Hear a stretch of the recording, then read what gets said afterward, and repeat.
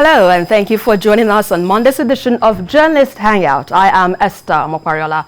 Today on the program, Ozigbo emerged candidates for Anambra Governorship election at parallel PDP primaries as the party constitute appeal panel. World Bank says epileptic power supply costs Nigeria 10 trillion naira annually, as 30% of MSMEs still depend on generating set. And President Muhammadu Buhari declares threat by the Niger Delta Avengers as unnecessary after meeting with leaders of the region on restructuring and NDDC board. I will be hanging out with Mayor Akinpelu and Adewale Adeoye. Journalist Hangout starts now.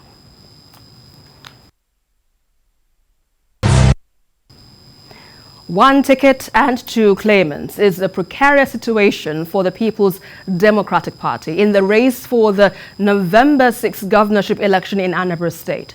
Now, the PDP produced two governorship candidates from two different primaries, with Ugochukwu Uba emerging winner of the exercise conducted by Chris Uba-led faction, while Valentin Ozigbo won the one backed by the National Working Committee of the party. Meanwhile, the PDP has constituted an appeal panel on its just concluded primary for the Anambra governorship election. And according to the statement by the PDP National Organizing Secretary, Austin Akobundu in Abuja, the panel is chaired by the party's national chairman, Uche Secondus. So a solution to the logjam could be in the offing. Now, Mayor, what do you make of this situation in the PD camp?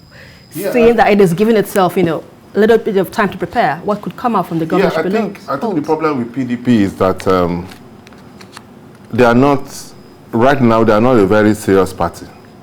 And I don't see how they can wrestle power from APC if they continue the way they are doing. In the Anambra situation, we shouldn't have this kind of scenario in Anambra State, because Ozigbo is somebody who is very good for the ticket, who will add value to the party. But the same group of people that have held the party down in Anambra State since the time of the minister now for Labour, when he was governor, the same group of people, the Uba, the Chris Uba, Ugochukwu people, they are still holding the party down. And the party should be able to be firm and tell Chris Uba that enough of the shenanigans that he's doing in that state. Because if you notice, every election cycle, you will see Chris Uba is either having a faction to say he has emerged as a candidate, or he will be supporting somebody as candidate. And they believe that, we own the party, we can do whatever we like with the party. But if you want to win Anambra State from a party that is on ground, and you now put in contest the development of APC, another Uba brother is the one that emerged as the candidate for APC. And because of this, everybody wants to be in the center thing, you cannot write off APC. Mm-hmm. Because when you look at all the candidates that you have now, and when you look at all of them, you will see that there is not a particular candidate that is very strong, stronger than the other.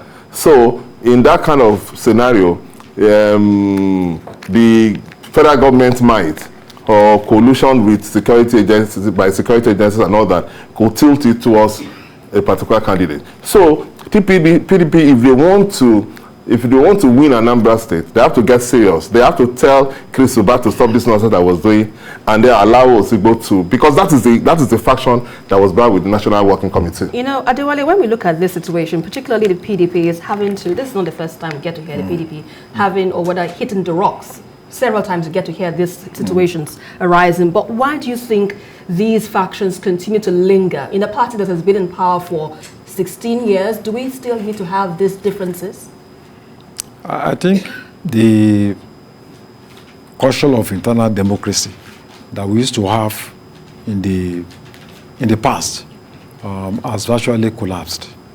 And not only in PDP anyway, even some of the other political parties. Because if the interest of the people is primary, the process of somebody emerging as the governor shouldn't be full of so much conflict. But because people are desperate to defend their own interests, to promote their own parochial wishes, So the interest of the people is just in the trash bin. What is most important for them is what they are going to gain personally. And I think that is why you see so much conflict, you know. And like Mayor rightly said, the PDP had a better advantage, having ruled the country for 16 years. It had the opportunity to restructure itself. It had the opportunity to re-energize itself. But that didn't happen. And even now that the PDP is in opposition, one would have expected that the party will explore the weaknesses of the APC to re-energize itself. But what we see is a situation where governors are crossing from APC, from PDP to PDP. So the PDP has lost grounds, you know, since it lost election in 2015. And I think the party is weakened, you know, both at the national and at the state level. So if they lose this election that is coming up on November 6th in Anambra, I will not be surprised. So, but you know, when he has mentioned this now, Mayor, he said interest of the masses should be paramount, and that is not the case in what most political parties today. Now, what do you think, or how do you think this should be? The political parties, their motives or their agenda should be channeled, seeing that most parties are all about selfish interests. What can we do to ensure that they are galvanized towards pursuing the objective for the people rather than selfish interests, as it were? You see, if we are going to be sincere with ourselves, politics is about interests, and most times it's usually selfish. Because people will tell you, oh, my people want me to run, I want to serve my people. Nobody is serving any people. They are serving certain interests within the political party. That is why sometimes it's not the best candidate that you match, because it depends on whether you are acceptable to the dominant interest within that party. You understand? So in the case of PDP, I think at the end of the day, because of the happy committee that they inaugurated, they will probably cut a deal and pay off the other faction who what they really wanted is money, not that they really want power for itself, because PDP is weakening in that state to a level that I don't see them winning at all in that state. It is that election, I think, basically will be between APGA and APC. So they will end up, but Ozigbo is a very good candidate. And now that already they've started with factions, for Ozigbo to be able to stand a chance to win, because Ozigbo is a very good candidate, is a technocrat, he's coming from Transcorp, he has a lot of rich friends, so he can mobilize a lot of resources. He's a good candidate. But when you now have another faction who wants, and these other factions, they don't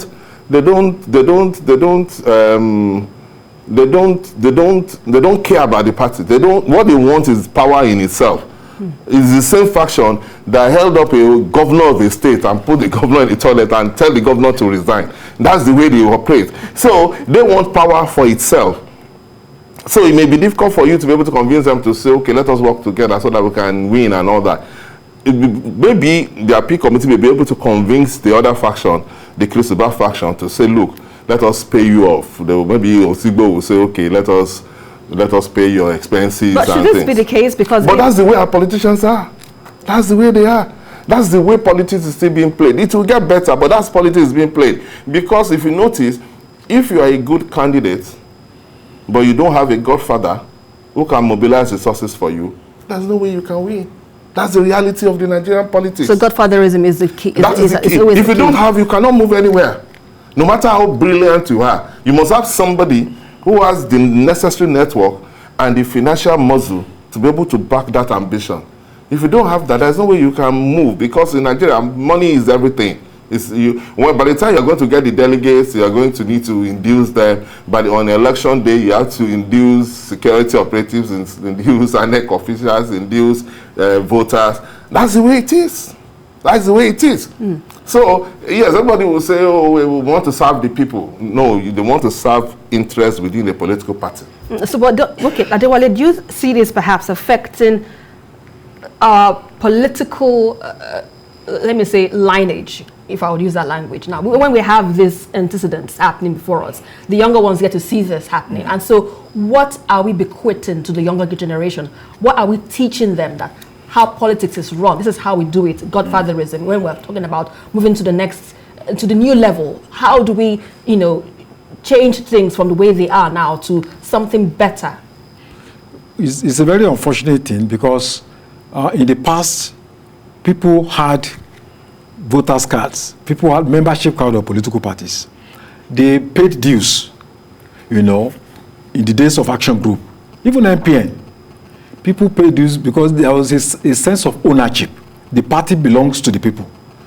And we are not faced with a situation where money bags. We just come and buy the whole party, buy primaries. At the end of the day, determine who emerges as the president or the governor. So the people are, you know, they are increasingly being disempowered. And that is why increasingly you find a situation where the number of people coming out to vote is diminishing. Check out the voting patterns in the past few years. In some states, governors emerge winning less than 30% of the votes of number of registered voters. People are losing interest in the democratic process. And I think this kind of exclusion, it will have a lot of negative impact in terms of having qualitative candidates, in terms of having people's sense of obligation to see them as their true leaders. So eventually you are going to have people, you know, that are elected, but they don't actually enjoy public trust. You know, people will dislike them. People will not respect their authority. People will not respect their laws. So it will have a lot of impact when you are talking about sustainable development and public order at the end of the day in the society. So we need to get to a situation where people should be given a sense of ownership in the political parties. They must be part of the decision-making processes. They must be part of, you know, of election to elect out of their own free conviction, out of their own free will, out of their own, you know, prior conviction that this is the kind of candidate we want. If we don't do that, we are going to have elected people that don't actually, you know, they parade themselves as leaders, but nobody respects them. And I think that is partly responsible for the kind of breakdown of law and order that you see across the country. You know, the people in power have lost public trust. And I don't think it is good for, you know, the democratic process that we need to build. Now, Mayor, let's look at the validity of the appeal panel, which has been constituted by the PDP, you know, ahead of what might spring up from the courts. While the Abuja High Court, we understand, had sacked the party's executive council at the state and local levels and directed that the party uses its November 2017 delegates for its governorship primaries. Now, what do you make of this, and how do you think it will affect the outcome of the primaries, for instance? Yes, that's why I said the only thing the appeal committee could, the only thing I see them doing is to negotiate and try to convince the other party. Because if they allow the process that is on now to go to court, then they should just forget the election. Because even before you get to November, they may even end up not having a candidate. Just like we saw in last election. It has happened in several states. You know, when you have this division and you move towards that election, INEC will tell you that in the first, if you go to look at the process and the law, you don't have a candidate, which they may end up, because like I said, the Krisuba people, the Krisuba faction, they are used to, they have been in the trenches for so long. There is no primaries that have been done in Anambra State PDP that faction have not gone to court or quarreled with people and all that. There was a time Chris himself emerged as a candidate. So if they continue on this path, because the problem is that even if the party wants to solve the problem, we saw that in APC, especially Safar. If the party wants to solve the problem, if the factions decide that they must go to court, then the party is not in position to do much, because the court can make a pronunciation that may change a lot of things. You know, there may even be election and the court may say, okay, that candidate is not the candidate. But we've seen a lot of things in different places, in Imo, in everywhere. You know, so that's my problem with them. That's why PDP as a party, if they are desirous of defeating APC, they have to put their house in order. They cannot be doing what they are doing. If they cannot do ordinary primaries in a state that you are not, because ABGA is a state ruled by ABGA. If you continue to do the same thing that you were doing when you were the ruling party or the stronger party that's controlling the center, you are still doing that now as an opposition party, all right, let me and you are still going to court, then you'll be able to do things. We have a call from Ogun State. Debo, please go ahead with your contribution. Good evening, Ogame Akinpelu, and the other guy there. Yeah. Somebody once asked the question, who bewitched us in this country? And I think it is our constitution that has bewitched us. You know, the only way we can run away from this kind of problem is to throw the space open through independent candidacy. The fact that you must belong to a political party, push your back to the wall, and makes it compulsory for you to put your head under your armpit, even though you are coming into party with bags of money.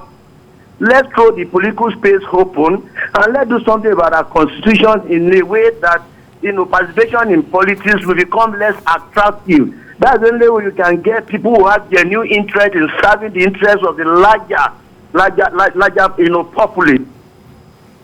Thanks a lot, Debo, for that contribution there. Make the center less attractive. That's his final point, you know, he left there at Diwali. But we have the constitution review ongoing. So what are you hoping to see, knowing that this stares us on the face every time when we have governorship elections and all of that? Well, having independent candidates should be one of the kernel elements of democracy. And it's not new to us. We have had it in the past, in the First Republic. And we actually had regional political parties. We had city-state political parties. We had a political party like Ibadan People's Party. In fact, Professor Chike Obi contested as independent candidate, you know, in the Southeast, and he won. So having independent candidates, I think, is going to minimize this money-guzzling culture, you know, of political parties. It's going to give the opportunity for poor people, who are poor but decent and credible people, to emerge. So we should expand the democratic space. And I think one of those things that we need to do is to ensure that we have people that can contest without actually using, you know, the corrupt political platforms that are mostly controlled by money bags, where poor but decent, responsible people don't actually have a chance. So I think we'll look forward towards seeing a situation where we can have independent candidacy. And also this idea of saying if you want to register a political party, you must have branches in all the 774 local governments. It's too, you know, unitary. We need to decentralize the process, and so that we can empower local communities. They can set up political parties based on their own local interests. Right. I think that would be an interesting thing to see. Mayor, I want to align with that. I want to align with that because yes, the independent candidacy is very important, and I think the National Assembly also agree with that, because in the last amendment to the INEC independent candidacy is there, just that it has not been signed. So they acknowledge that people can be independent candidates. But you see, what I would prefer is for the opening of the political space where small parties can concentrate where they have comparative advantage.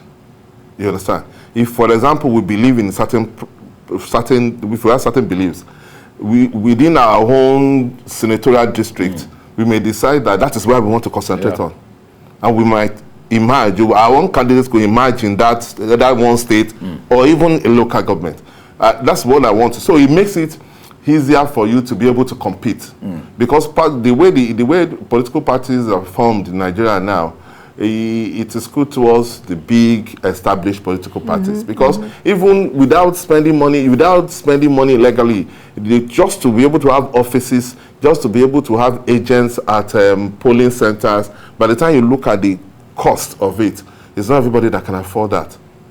You understand? So that is why it is only people. When it was mentioned, when we were practicing regional parties, it was easier then when you march to the other republics tonight. It is easier for people to have ownership of political parties. But now things are different. Even in states, when you see local government elections and you see the kind of problems that come within a party, it's not even the general election, it's a party that is just running, not general election, but primaries for their own candidates. And they have a lot of problems there, because the way our political system is structured now is faulty, you know. So it puts power in hands of very few people who just look at their own interests or don't really look at the general good. There's nothing like general good. That's the truth. They decide that, okay, this is the people who represent our own interests, and they put them there. And we, when you've mentioned this kind of situation that we find ourselves in, definitely people who are listening might feel that, oh, there isn't any hope for our political situation in the country, because if at all we're going to have a review, perhaps, and give us a chance where we get to select those that matter in our locality, some would say we're not really ready for that kind of practice. No, because you see, let's face reality. The hope that we're talking about does not exist as of today. We can hope, but I don't see it happening, because why I don't see it happening is that certain things have to happen for us. But one, we have to liberalize the political space. Right. There must be some parties must be able to come out and propagate their ideas and seek for election within their own geographical area, and not want to be a national party or not even want to be a state party. This idea of, oh, if you want to contest, because now the law as it is that you can only be nominated by a political party. That's the law now. So the political parties on their own will decide that if there's going to be an election, they will say those who are going to contest primaries, you must pay 2 million naira for this form. Pay something for something. So it's not everybody. As ab initio, the thing has been screwed against those who do not have the means to be able to compete. Because in some cases, you need to buy form with 10 million. In some cases, 20 million. And it's not everybody that can afford that. So that's why I said you must represent an interest or an interest group that will decide that, okay, these are our candidates. They will buy the forms for you. They will make the necessary payments for you. They will give you money to mobilize people. Because that's still the way politics is being played now. So if you think you can change it, no matter how brilliant you are, you will just realize that you cannot beat that system as presently constituted. Adewale, what would you leave as the, what would you proffer as the solution to this quagmire we find ourselves in terms of our political situation? We need people who are statesmanly, people who are very honest, people who have a deep sense of history, to realize that we are not doing things right, even though it favors some people. But what should be our primary goal is the happiness of the greater number. So Nigerians are disillusioned. We need people who will be honest, even if it means they need to they need to lose one or two things, but for the interest of the common, for the common good, they need to make that sacrifice so that Nigeria can move forward. All right, final thoughts on this before we go to the next segment. My own suggestion would be that more people should get involved in the political process. If more people get involved in the political process, we will be able to influence decisions within our own constituency. Because if a lot of us, we come on television, we go to different places, we make remarks, we criticize, but we don't get involved in the political process. If all of us, for example, attend meetings of a political party in our constituency, for example, when they want to take decisions, we will be in the majority. Right. Even if you don't have money, we will be able to influence that process. So my own suggestion is that Nigerians who don't like the way things are operating now, or they should get involved in the process. They don't need to contest election, but let them get involved in the process, so that when you are in your constituency and decisions are about to be made in your constituency, those of you that want things to be done right will be in the majority. Absolutely. Well, let's quickly move on to our next segment. Well, there is still much ado about the call for restructuring in Nigeria and the threat by the group Niger Delta Avengers to cause instability in the oil-rich region is causing a stir in the polity. But responding to the threat, President Muhammadu Buhari declared it as unnecessary since he had met with leaders of the region on modalities for a restructured Nigeria and the appointment of a new board for the NDDC, that's the Niger Delta Development Commission. Now, the president says he will not delay action on restructuring of the country as soon as the National Assembly concludes the process of constitutional amendment. So how do we build a cat in this situation, Adewale? Well, what the statement by Niger Delta Avengers is worrisome, because if you look at the history of that organization, in 2016, it almost brought Nigeria on our knees in terms of oil export. Pipelines were attacked, even underground pipelines were attacked, and you need some level of expertise to be able to carry out that kind of surgical onslaught, you know.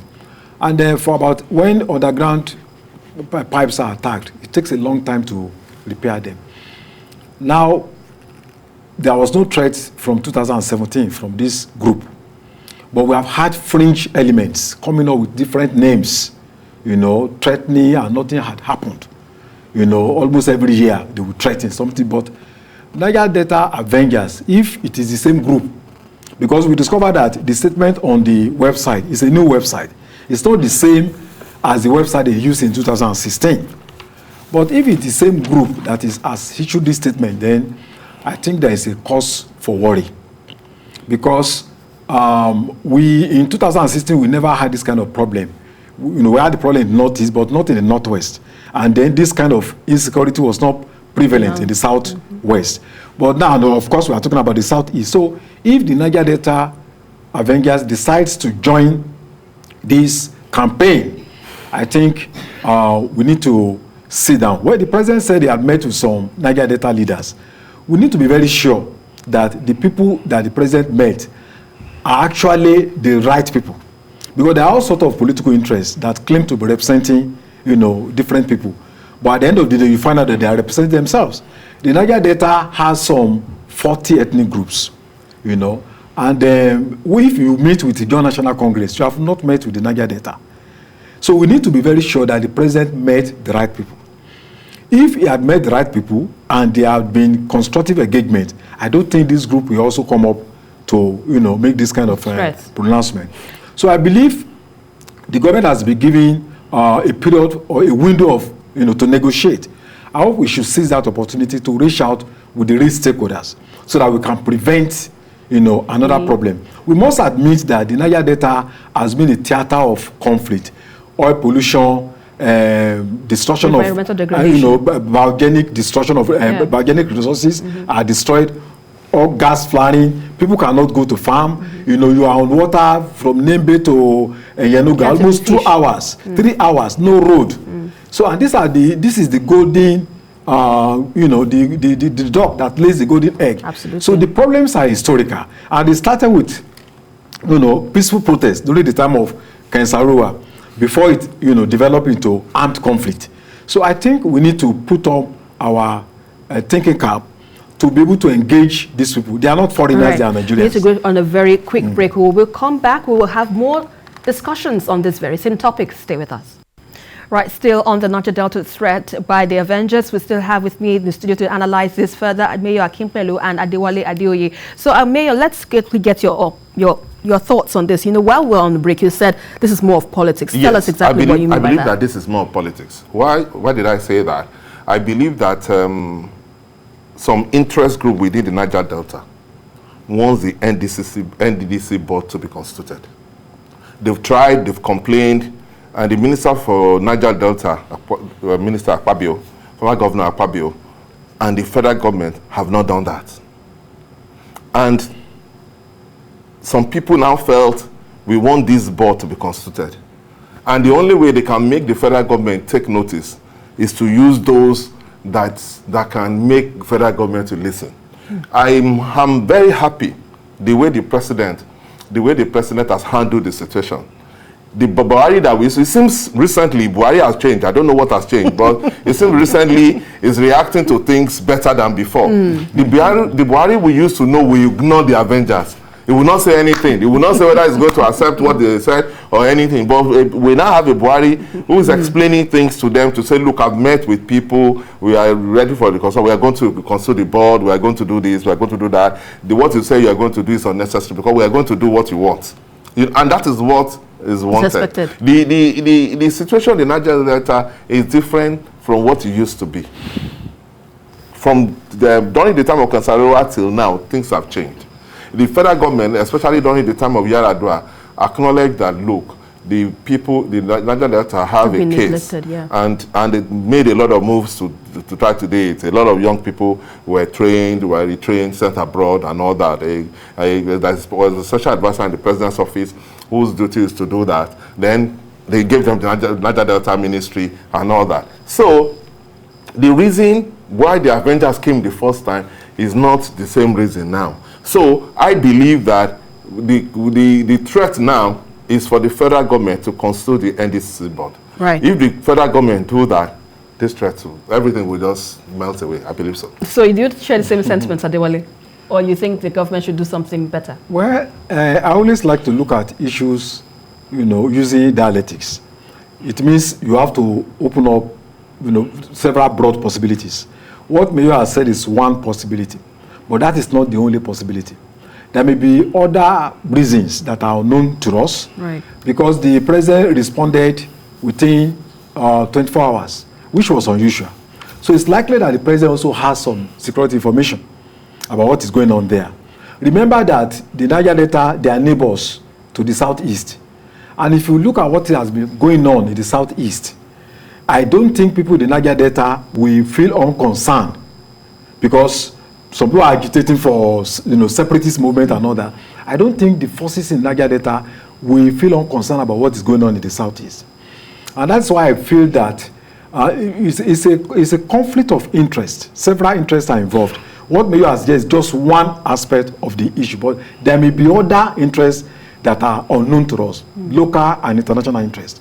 So the best thing is to assume that this threat is real until we have been proven otherwise. And I think one of the steps we can take is to address the constitution, of the NDDC, and hope that that will assuage the fears, that their grievances. If that is not done, then we may need to move another step forward to address some of the grievances that have been raised. But for me, I think I do not think the Niger Delta, the issues have been totally resolved, because behind the calmness of the ocean, there is a lot of turbulence on the ground. For the fact that people keep calm may not necessarily suggest that everything is okay, because even beyond Niger Delta, all over the country, we all know that there is unease, there is tension, there is poverty, there is hunger, there is desperation. And I don't think the Niger Delta is isolated from this tempo. So let us hope the government will be on top of the situation. Call them, the stakeholders, what are their grievances? And then let us see. We are talking about the petroleum industry bill, which has been amended, almost mutilated. And for several years, this bill is yet to be passed. So we need to look at the issue holistically, so that we can come out with a sustainable solution to the agitations of the poor of Nigeria. Absolutely. Now, Mayor, another key point that the president also said is that he will not delay action on restructuring of the country as soon as the National Assembly concludes the process of constitutional amendment. What do you make of this? That's politics. It's just, he said that to just assuage people, to say, like I said, recently he has changed his style. Before, the president will ignore everybody.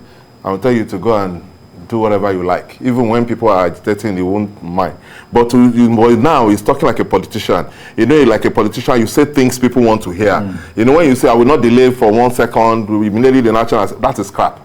Because the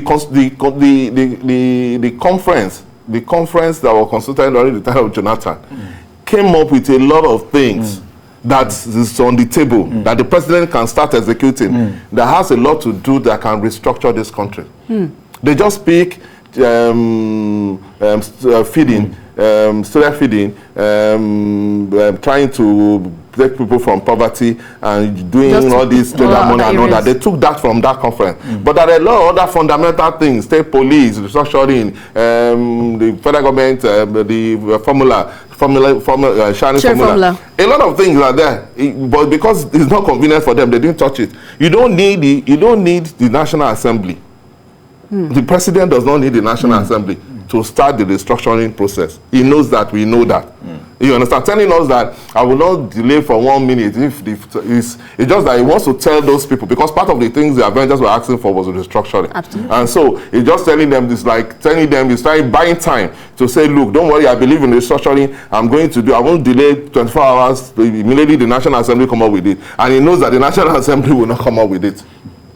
So that's politics. The president does not mean that, I'm sure. Because there was a time recently that he said he doesn't understand what people meant by restructuring. He told us that. Yeah. I remember. He told us that. So saying that, don't take that. That is politics. He just said that for people to believe, for those Avengers, the people he was talking to, for them to believe that, oh, I'm trying to do something about it. Like I said, I commend him for the way he has handled this, the Avengers problem. I commend him for that, because if he had delayed or ignored them, you remember that there was a time that government, the militant leader, came up one time and issued threats too, and the southern leaders met with him, and he said, okay, he will postpone it.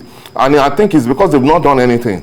That's why the Avengers came. That's why I said it's politics. That the Avengers just wanted to, some people must have felt that, look, these people cannot be paying politics with something that affects our region. And because NDDC's portfolio or duty is to develop the Niger Delta region.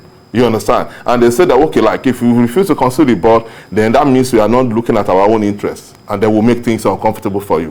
Which I agree absolutely, because I don't see what is delaying the constitution of the NDDC board. Yes, yeah. So I believe that I don't have any problem with what the Avengers have said. Like I said, I know that if the federal government accepts to their request, there won't be any problem. Now, but Adewale, do you think perhaps the constitution of the NDDC board will perhaps be the silver lining in the Niger Delta, knowing that the Niger Delta has been neglected for years and it is suffering from environmental degradation? People are largely, cut off from the government presence, more or less. Do you think if this NDDC board is constituted, it will finally, bring the solution that people are asking for, knowing where we're coming from, where the NDDC probe was done, and we got to hear about the billions that were siphoned under Ponde and all of that. But do you think any new thing can come out of the NDDC? Yes, I think the NDDC constituting the board will not be a step backward. It will be a step forward. But then I'm concerned about the ideological content of some of the people making demands in the Niger Delta, because giving people individual positions is not the same thing as addressing the collective trauma that people pass through.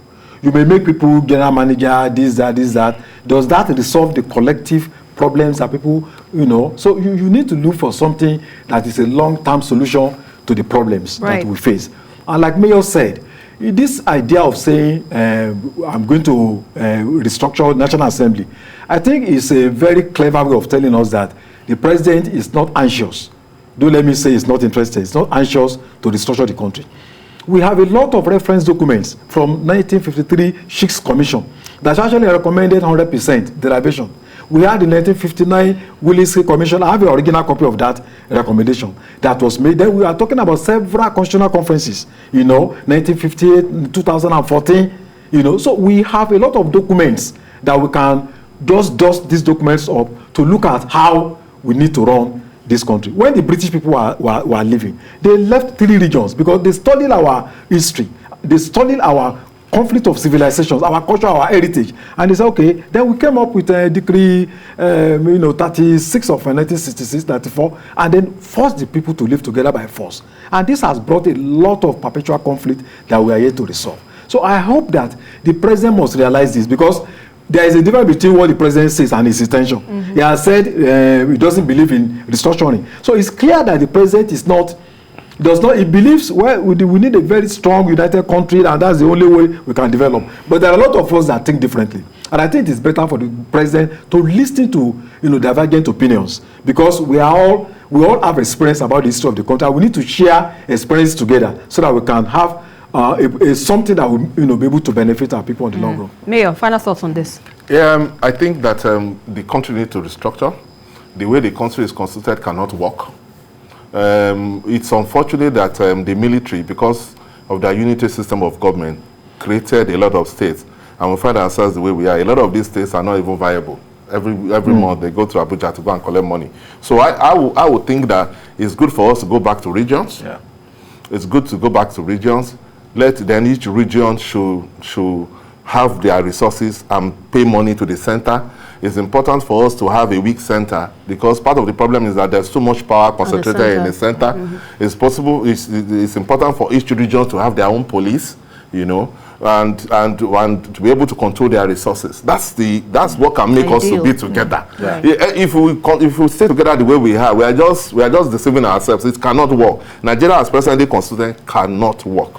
All right, let's quickly move on to our next segment of the show, where every aspect of our socio-economic life is affected by age-long poor power supply. Now, the World Bank says Nigeria's economy still loses about between 7 to 10 trillion naira annually due to the epileptic power supply, despite various interventions by the federal government to improve this sector. Now, the Global Bank says the total sum represents 5 to 7% of the country's GDP, while 30% of the micro, small and medium-scale enterprises still depend on generating sets.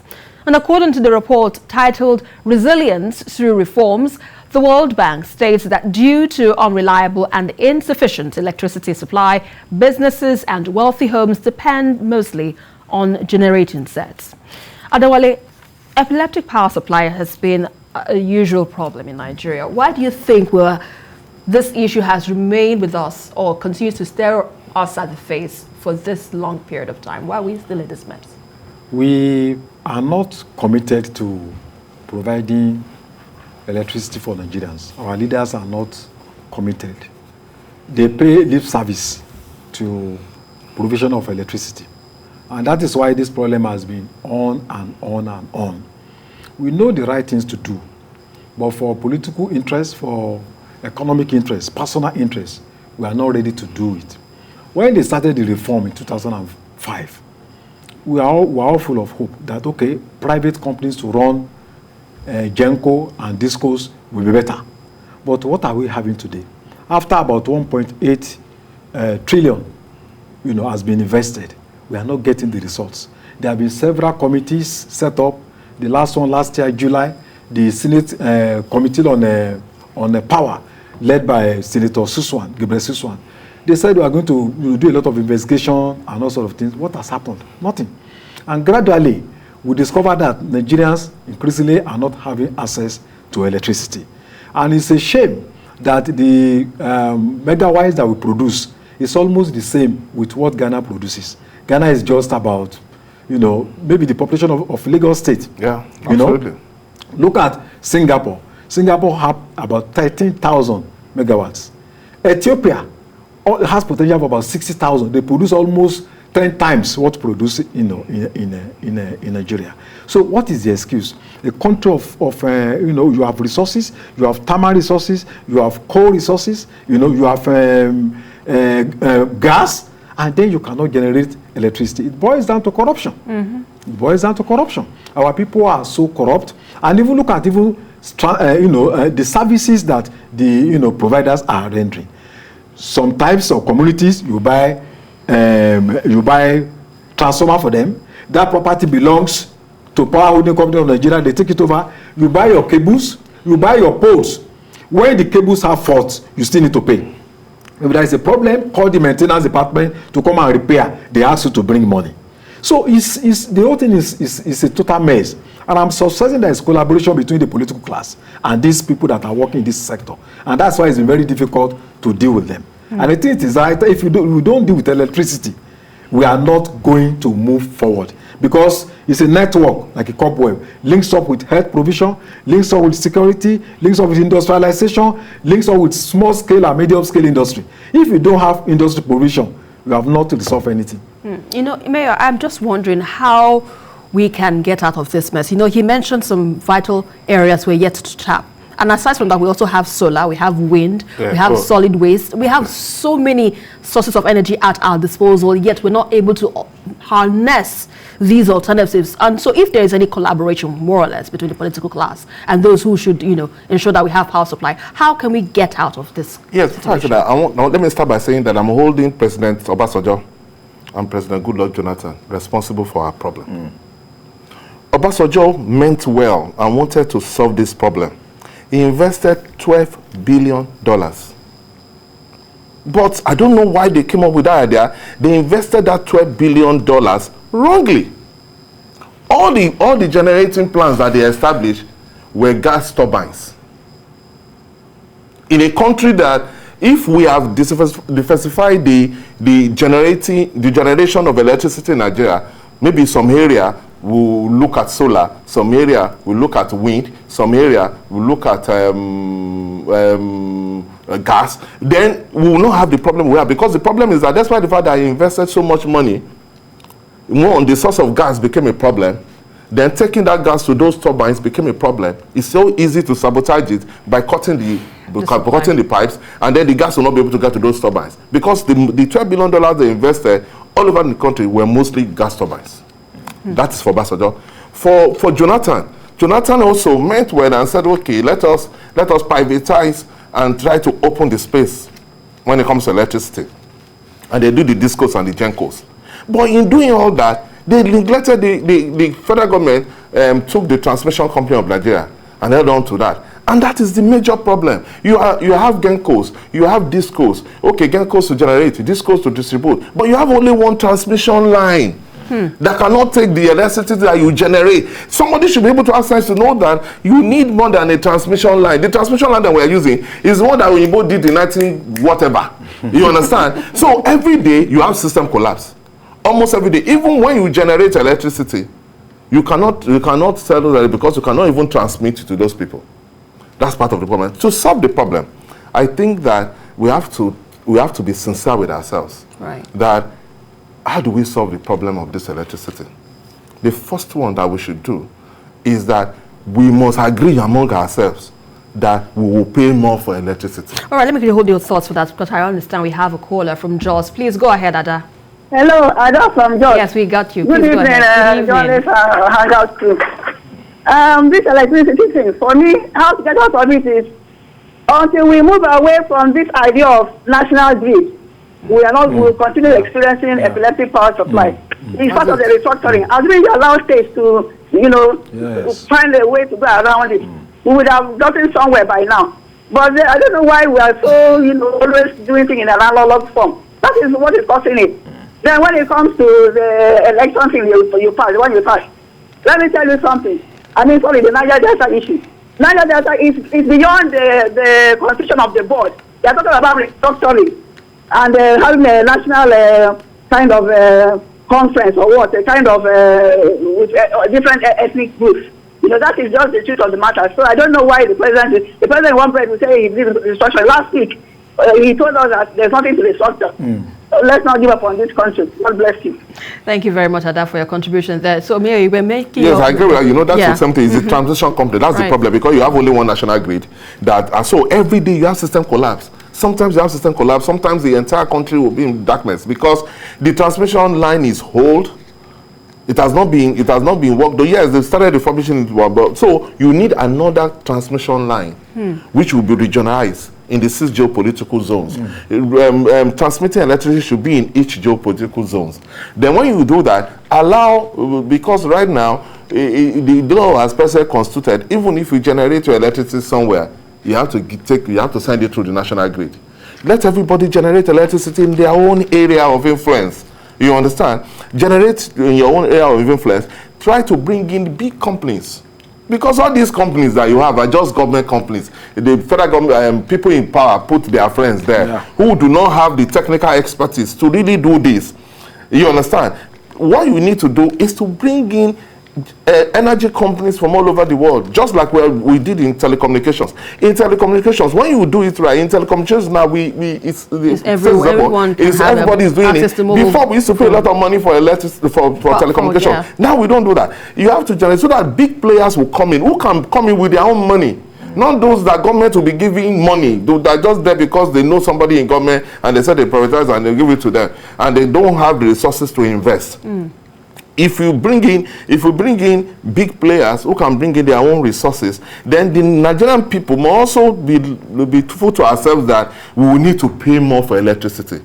Because these people, they are not Father Christmas. If they want to bring in money to invest, they want to be able to get their money back. They want to see that it is profitable. But with this point you've made, which is very valid, how can we, ensure this is adopted? Because they are listening to you, definitely. Yeah, government, that's what I'm saying. Government must change the fact that you cannot, transmitting electricity should not be a federal government prerogative. You understand? Right. It should be on concurrent list. Right. So when you do that, because if you notice, when actually Bola Ahmed Tinubu was, so this has to do with the constitution review. Yes, that's part of it. Because when Tinubu was governor, he brought in one major player. Aaron then was Aaron now they have problem, but then they were the major player when it comes to energy.